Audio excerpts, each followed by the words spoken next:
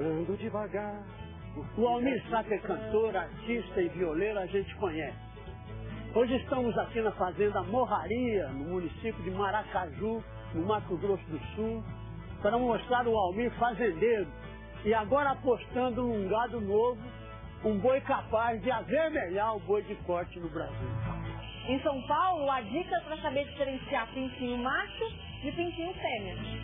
No Paraná, 10% de todo o trigo plantado já foi colhido, mas muitos produtores estão preocupados com a qualidade dos grãos. Em Sergipe, a baixa vazão do Rio São Francisco tem prejudicado o plantio de arroz e produtores já calculam perdas na safra. Você vai saber como se controla a cochonilha, esse inseto que suga a seiva da planta e espalha essas manchas escuras. Na região de Mogi das Cruzes, em São Paulo, a época é boa para a qualidade das hortaliças. O que não está bom é o preço para o agricultor. Em Alagoas, a gente mostra o que dá para fazer para retardar o aparecimento desse problema aqui, ó, o azulamento da raiz da mandioca depois da colheita.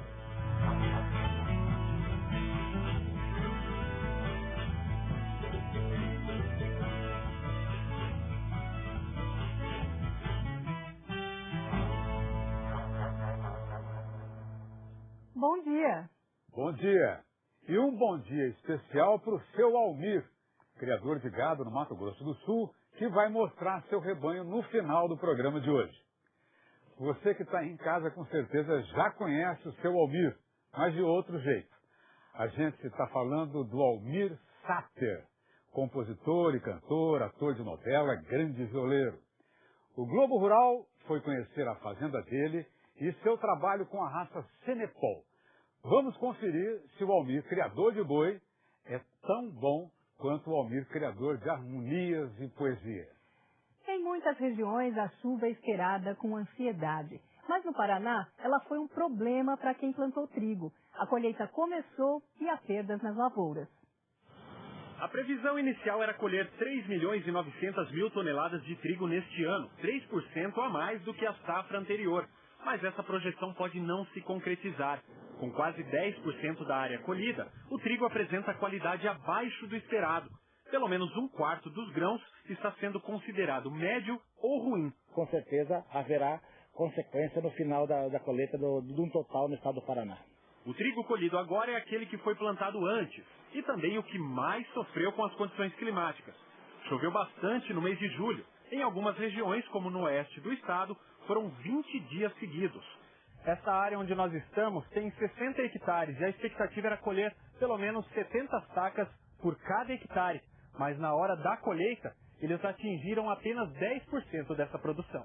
A lavoura do Seu José, em Capelândia, não se desenvolveu.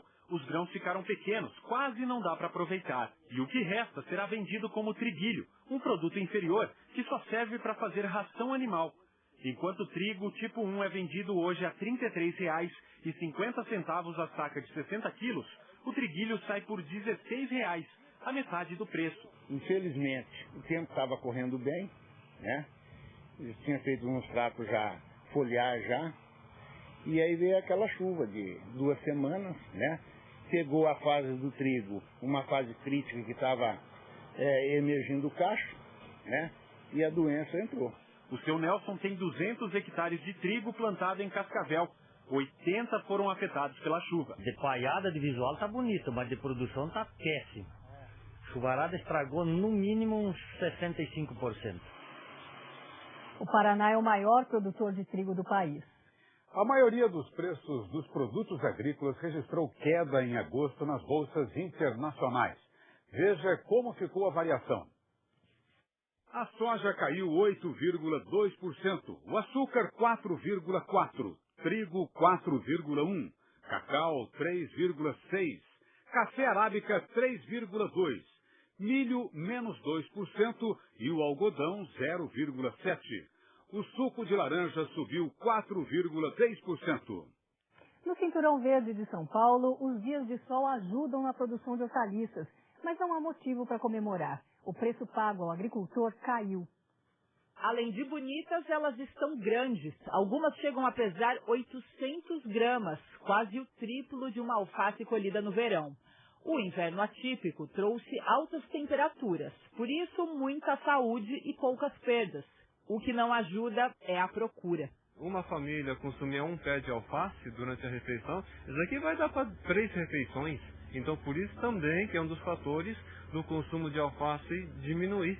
As hortaliças que saem da propriedade em Biritiba-Mirim vão para a capital em um volume 18% menor do que no ano passado. O preço do pé da alface é de 25 centavos, 5 a menos do que no mesmo mês de 2014. A variação faz diferença em um cenário de aumento nos custos de produção. E junto com a queda nos lucros, a crise da falta de água em São Paulo é outra grande preocupação. Por isso, continua o esforço no campo para economizar. Nós precisamos sim fazer irrigação 2 no máximo até 3 vezes por dia, né? Mas se é 40 minutos que acostumamos usar, nós fizemos a 25, 30 minutos. Os 2 reservatórios da propriedade são abastecidos por uma mina, que o produtor tem outorga, ou seja, a autorização do Estado para usar. Poucos estão na mesma situação. Com cerca de 5 mil agricultores, a região de Mogi das Cruzes, aqui no Cinturão Verde de São Paulo, produz 30% de todas as hortaliças consumidas no estado. Mas, segundo sindicatos rurais, só 5% dos produtores têm autorização para captar água de rios e lençóis freáticos. O agricultor Donizete dos Santos tem uma licença provisória para usar a água. Ele acredita que a situação dos preços só vai mudar quando voltar a chover. Se dezembro e janeiro e fevereiro for de bastante chuva, a tendência é subir, porque aumenta o consumo, a qualidade da mercadoria baixa bastante a qualidade, então o preço sobe. É esperar. É isso que a gente espera, né?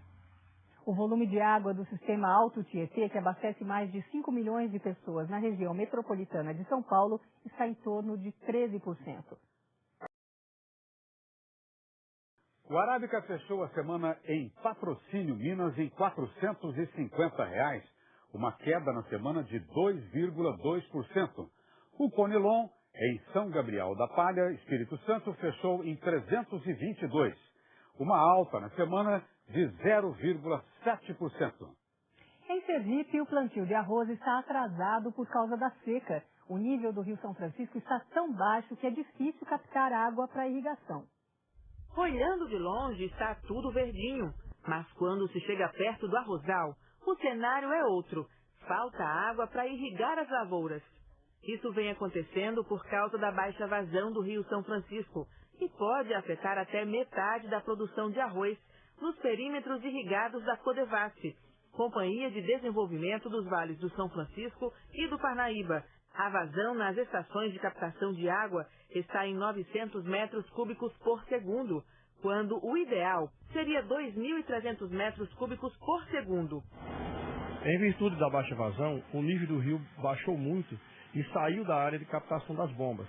E com isso, os perímetros irrigados, de um modo geral, ficaram sem condição do seu abastecimento normal. Algumas medidas vêm sendo adotadas para minimizar os efeitos do baixo fornecimento de água. Uma delas é o retardamento do plantio na região. A fase inicial de plantação do arroz é a fase que precisa de mais água, né, porque tem todo o trato do solo, a planta necessita nesse momento do que os produtores chamam de banho, certo? Então a quantidade de água utilizada nesse início de plantio é bastante. Seu José Araújo diz que esse é o pior cenário dos últimos anos na região. Estou com 8 hectares plantados. Esses lotes estão sendo cultivados com águas da chuva, embora a gente esteja num perímetro irrigado, onde deveria estar funcionando as estações de bombeamento, e hoje eu me encontro com a safra comprometida, em torno de 40% ou 50% da safra fique no prejuízo. A bacia do Rio São Francisco enfrenta a pior seca dos últimos 84 anos, quando o registro começou a ser feito, de acordo com a Companhia Hidroelétrica do São Francisco. E vamos à cotação do boi gordo. A arroba fechou na sexta-feira em Barreto, São Paulo, a R$ 139. Em Arapongas, Paraná, R$ 146. Em Caruaru, Pernambuco, R$ 150. A média CPEA fechou a semana valendo R$ 142,79, uma alta na semana de 0,2%. A venda de máquinas agrícolas cresceu 5,7% em agosto, mas no acumulado do ano, de janeiro a agosto, ela foi 28,3% menor do que no mesmo período de 2014. Os dados foram divulgados na sexta-feira pela Associação Nacional dos Fabricantes de Veículos Automotores. E veja o que mais foi notícia na semana que passou. O Pantanal está pegando fogo. Mesmo ainda no período de cheia, o Pantanal sul-mato-grossense sofre com a estiagem nos campos não alagáveis. E a preocupação não se limita apenas à região pantaneira. Em todo o Mato Grosso do Sul, só no mês passado, foram registrados mais de 1.000 focos de incêndio. Uma denúncia de falta de condições de trabalho terminou com o resgate de 6 homens no Rio Grande do Sul. Para o Ministério Público, o grupo vivia em situação semelhante à escravidão nesse reflorestamento, no município de Encruzilhada do Sul. Em uma das maiores bacias leiteiras de Pernambuco, a produção vem caindo ano a ano. Os animais não produzem mais leite como em outros tempos porque estão perdendo peso. Falta pasto para comer. Há 2, 3 anos atrás a gente tirava em média 700, 800 litros. Hoje a gente está tirando em torno de 200 litros a menos. Aqui em Olambra, em São Paulo, acontece mais uma edição da Expoflora, a maior exposição de flores e plantas ornamentais da América Latina. A Expoflora vai até o dia 27 de setembro, sempre de sexta a domingo, mas também agora no feriado. E vamos agora à nossa primeira rodada de cartazes com os eventos da semana. Feira de Primavera e Gado em Campos Novos, Santa Catarina. De Agricultura Familiar e Economia Solidária em Queimadas, Bahia. Simpósio sobre inspeção de produtos de origem animal em Belo Horizonte. E de reprodução bovina em Palmas. Congresso de Médicos Veterinários em Belém. Em São Paulo, Simpósio de Neurologia da Medicina Veterinária em Ituverava.